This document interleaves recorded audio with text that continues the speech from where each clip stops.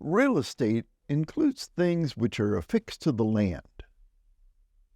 Things may be affixed to the land by roots, as in the case of shrubs and trees, embedment, as occurs when you embed a post in concrete, permanently resting upon the land, like with structures, or physical attachment, for instance, being cemented or nailed in place.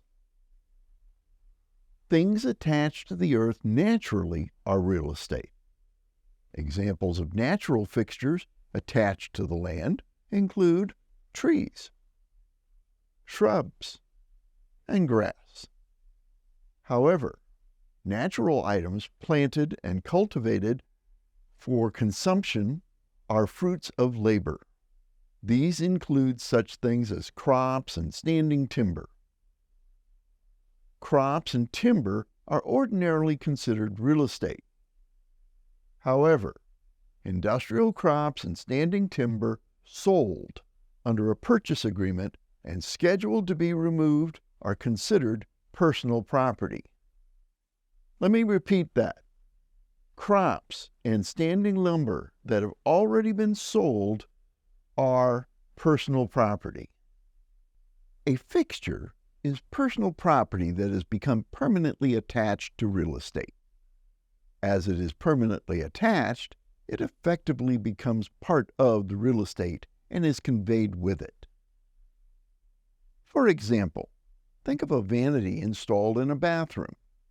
Factors which determine whether an item is a fixture or removable improvement include the manner of attachment, agreement between the parties, relationship of the parties, intention of the parties, and adaptability of the attachment to the real estate's use.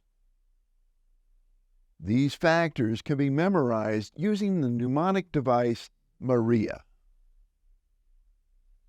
Practice tip. This concept has a very high likelihood of appearing on the state exam, so do whatever it takes to memorize all items associated with the Maria acronym. Do you know someone named Maria? Can you hum the first few bars from the song Maria from West Side Story? Now, sometimes it's not easy to be able to tell whether an item is a fixture or a removable improvement. Perhaps the easiest way for you to make this distinction out in the field is to focus on the most important factor, the intent of the parties. Intent to make an item a permanent part of the real estate as a fixture is determined by the manner of attachment and the use and purpose of the item in dispute.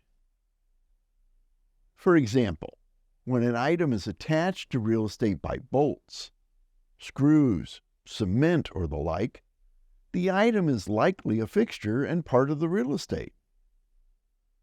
However, an item does not need to be attached to the real estate in this manner to be a fixture. Items of such weight and size that gravity maintains them in place give the item the character of permanence and affixation to the real estate. Also, the item may be considered constructively attached when the item is necessary, integral, and a working part of improvements on the real estate. Fixtures, which are used to render services or make products for the trade or business of a tenant, are called trade fixtures. Trade fixtures are to be removed by the tenant on termination of the tenancy unless agreed to the contrary with the landlord.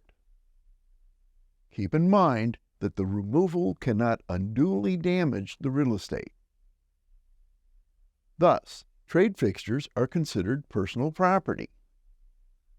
To be considered a trade fixture, a fixture needs to be an essential part of the tenant's business, and its removal cannot substantially damage the real estate. This can be a bit tricky, so let's look at an example. In the instance of a beauty salon, trade fixtures would include mirrors, dryers, and sink bowls and installed wash stations.